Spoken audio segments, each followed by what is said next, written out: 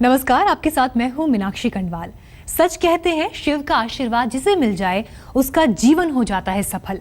एक बार जो कर ले शिवलिंग का स्पर्श तो मिल जाता है 7 जन्मों का पुण्य। और इसी पुण्य को कमाने सागर की लहरें भी दौड़ी चली आती हैं भोले भंडारी का अभिषेक करने। आज धर्म में हम आपको दर्शन कराएंगे ऐसे ही शिव धाम के जहां दिखता है साक्षात महादेव का चमत्कार। तो चलिए सबसे पहले गुजरात के भरूच जिले में जहां सागर की लहरें करती हैं शिवलिंग का अभिषेक।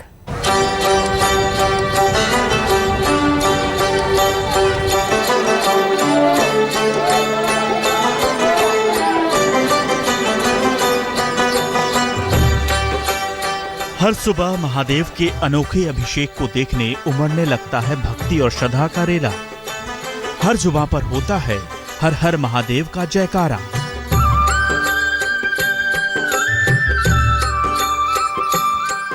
ऐसा लगता है जैसे शिव की शक्ति से बंधे भक्त दुनिया से बेपरवाह खींचे चले आते हैं औघड़दानी की इस अनोखी लीला के दर्शन कर उनका आशीर्वाद पाने, उनके चरणों में अपना सिर नवाने के लिए।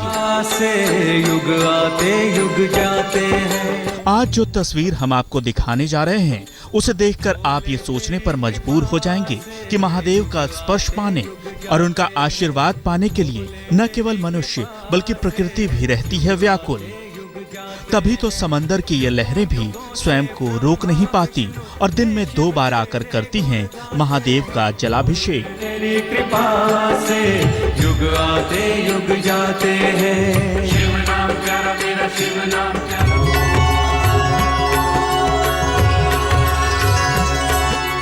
गुजरात के भरूच जिले के जंबूसर तहसील के गांव कावी में समंदर किनारे विराजते हैं स्तंभेश्वर महादेव।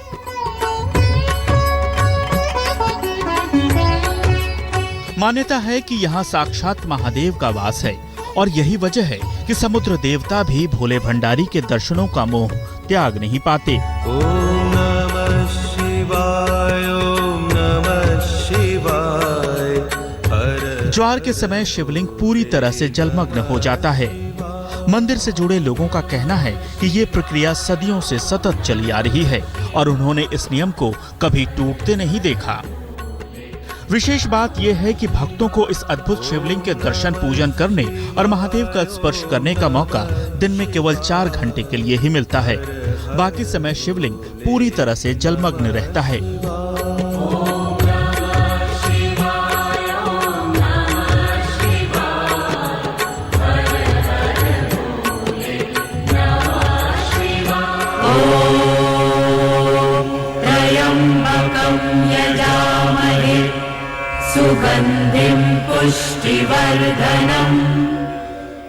पौराणिक मान्यताओं के अनुसार शिव शंभू के पुत्र कार्तिकेय स्वामी 6 दिनों की आयु में ही देव सेना के सेनापति नियुक्त कर दिए गए थे। इस समय ताड़कासुर नामक दानव ने देव सेना को आतंकित कर रखा था। देव, ऋषि, मुनि, आमजन सभी बेहद परेशान थे। कार्तिकेय स्वामी ने अपने बाहुबल से ताड़कासुर का वध कर दिया। वध के उपरांत कार्तिकेय स्वामी को ज्ञात हुआ कि ताड़कासुर भोलेनाथ का परम भक्त था। ये जानने के बाद व्यथित कार्तिकेय स्वामी को भगवान विष्णु ने शिवलिंग की स्थापना कर भोले की आराधना करने की सलाह दी, जिससे उन्हें मानसिक शांति मिल सके। सभी देवताओं ने एकत्र होकर महिसागर संगम तीर्थ पर विश्वनंदक स्तंभ की स्थापना की। पश्चिम भाग में स्थापित स्तंभ में भगवान शंकर स्वयं विराजमान हुए। तभी से ये तीर्थ स्तंभेश्वर के नाम से प्रसिद्ध हो गया। भगवान शिव जी का स्कंद महापुराण के कुमारिका खंड में खूब विस्तार पूर्वक यहाँ पर इसका महत्व मिलता है। भगवान कार्तिक स्वामी ने यहाँ पर तपस्या किया था और उन्होंने भगवान शिव जी की आराधना इसी तीर्थ क्षेत्र में की थी और भगवान शिव ने स्वयं प्रकट होकर के कार्तिकेय को दर्शन दिया था। जो भी मनुष्य विषुव योग में, वैधृति योग में और पूर्णिमा और चंद्रमा और अमावस्या तिथि में यहाँ पर आएगा और भगवान शिव जी की पूजा करेगा, उसको यहाँ मनोवांछित फल की प्राप्ति होगी। ऐसा भगवान शिव जी का वरदान इस तीर्थ क्षेत्र को मिला हुआ है। स्तंभेश्वर महादेव मंदिर में महाशिवरात्रि और हर अमावस्या पर मेला लगता है। प्रदोष, पूनम और 11 को पूरी रात यहाँ चारों प्रहर विशेष पूजा अर्चना होती है। श्रद्धालु दरिया द्वारा शिव शंभू के जलाभिषेक के इस अलौकिक दृश्य को देखने और भक्ति के इस अद्भुत रूप के साक्षी बनने के लिए दूर दूर से यहाँ चले आते हैं। भरूच से गोपी घांगर के साथ दिग्विजय पाठक, आज तक।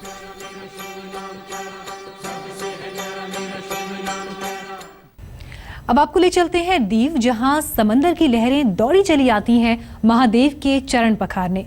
समंदर और शिव का ये मिलन इतना अद्भुत होता है कि देखने वाले पल के झपकाना तक भूल जाते हैं।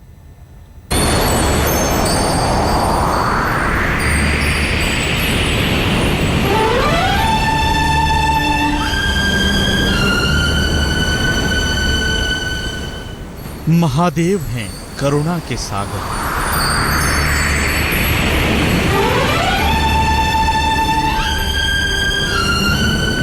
होने उनके चरणों में न्योछावर, उमड़ आती हैं सागर की लहरें। शिवलिंग का स्पर्श पाकर मीठा हो जाता है खारा सागर। आए तेरे द्वार सुन लो पुकार, कर दो उद्धार भोले बाबा। लहर लहर व्याकुल है महादेव का स्पर्श पाने के लिए। धारा धारा होना चाहती है धन्य इन शिवलिंगों को छूकर। सागर हो जाना चाहता है न्योछावर शिव शंकर की महिमा पर। माना शिव सागर में लीन हो जाना चाहता हो अरब सागर। शिवलिंग को छूकर लौटती लहरें सुनाती है कहानी द्वापर युग की, जब यहाँ पड़े थे पांडवों के कदम। वनवास काल के समय वन वन भटकते पांडवों ने यहाँ किया था विश्राम। हस्तिनापुर के 5 राजकुमार अपने वनवास के दौरान नियम संयम से जीवन बिताते थे। कहा जाता है कि पांडवों ने इस स्थान पर कुटिया बनाई थी।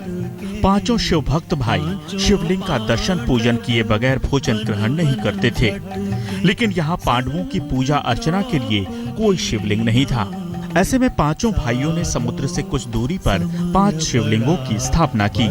इसके बाद पवित्र जल से पांडवों ने महादेव के इन प्रतिरूपों का अभिषेक किया।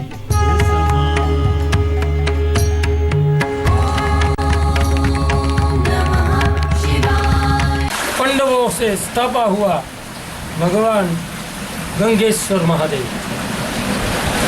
पांडवों ने अज्ञात काल दरमियान ये लिंगों की स्थापना की। धीमे धीमे समुद्र नजदीक आता रहा और ये भोलेनाथ पर अभिषेक करता रहा।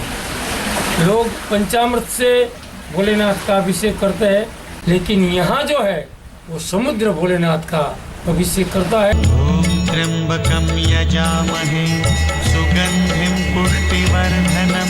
कहा जाता है जब पांडवों ने यहाँ शिवलिंग की स्थापना की तब सागर नजदीक नहीं था, लेकिन यहाँ शिव प्रतीक के स्थापित होने के बाद सागर भी धीरे धीरे उनके करीब खींचा चला आया।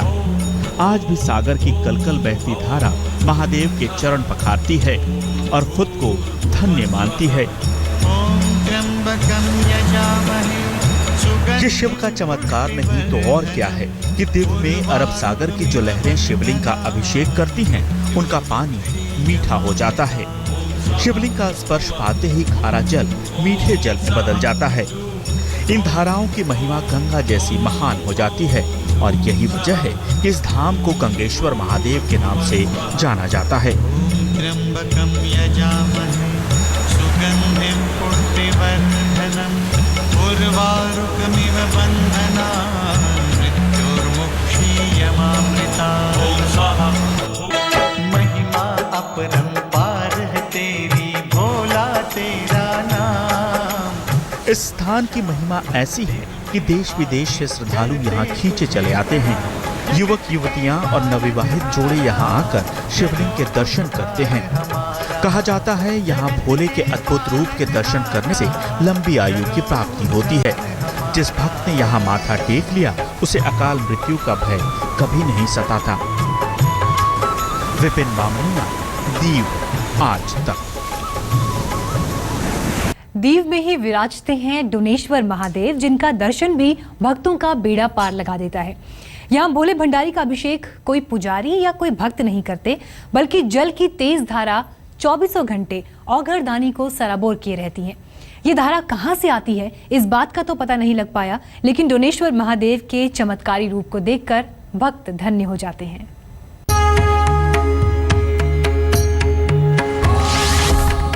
सबसे बड़ी पहेली,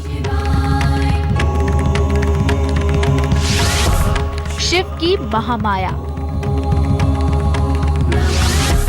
आंखों के सामने चमत्कार, दर्शन मात्र से पूरी हर मुराद। हे शिव शंकर हे करुणाकर।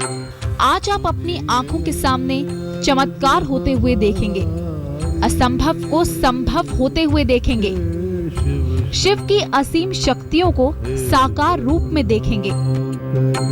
सुनिए अर्ज हमारे। गौर से देखिए इन तस्वीरों को, क्योंकि हम आपको सुनाने जा रहे हैं वो पहेली जिसका जवाब आज तक कोई नहीं ढूंढ पाया है। महादेव का अनोखा अभिषेक।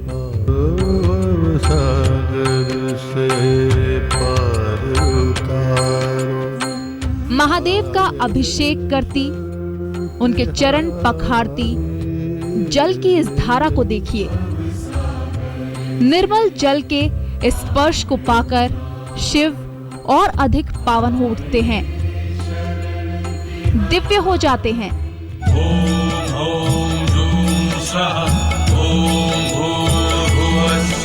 ये तस्वीर तो हर भक्त को दिखती है, नहीं दिखता तो ये कि आखिर ये जलधार आती कहां से है, कहां से फूटती है धारा, और कैसे सर्वशक्तिमान डोनेश्वर महादेव का अभिषेक कर समाहित हो जाती है नदी के मुख में।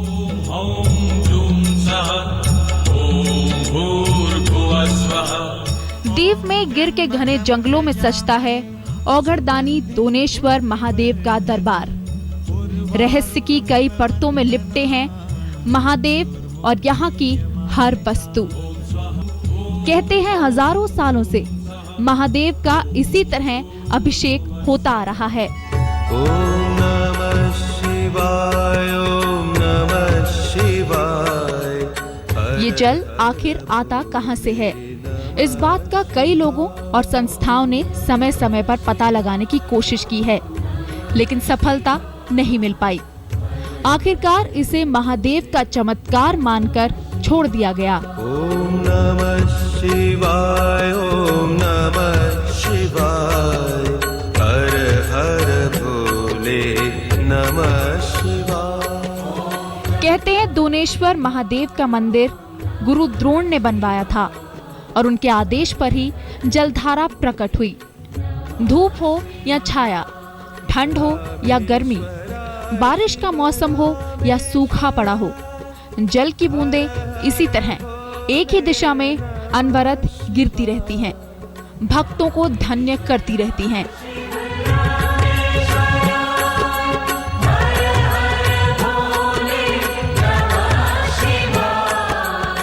शिव के चरण चूमने के बाद जल नदी के अंदर समाहित हो जाता है और फिर इस रूप में फूटता है। कहते हैं कि इस जल में भोले शंकर की असीम शक्तियां हैं और जो भक्त इसका स्पर्श कर लेते हैं, खुद पर छिड़क लेते हैं, उसके 7 जन्म संवर जाते हैं, हर कामना पूरी हो जाती है। शिवाय, ओम नमः शिवाय। दीव से विपिन बामनिया के साथ आज तक ब्यूरो। धर्म में आज के लिए इतना ही, लेकिन देश और दुनिया की तमाम खबरों के लिए आप देखते रहिए आज तक।